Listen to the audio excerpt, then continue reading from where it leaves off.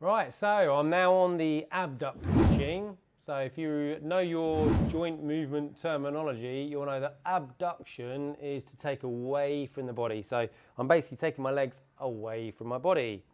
So I've got some, so the muscles it's working are the muscles on the outside of the thighs that abduct the legs. Your glute, normally with abduction, your glutes are involved as well, but because of the leg position we have on this machine, the glutes are doing very little. So I've got some adjusters, got my weight stack. I've also got this handle here because I want to start with my legs as close together as I can get them. So get your knees as close together and then just release that handle there.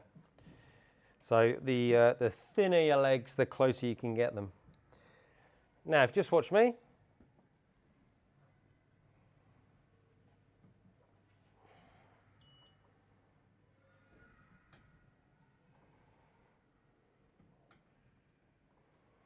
All right, so I'm sitting back in the chair, back's well supported, got these handles I can hold on to as well for a bit of support, and I'm just spreading my legs.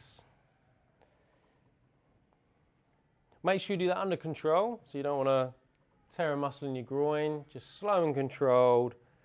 When you bring them back together, stop them just before that weight stack touches and then back again.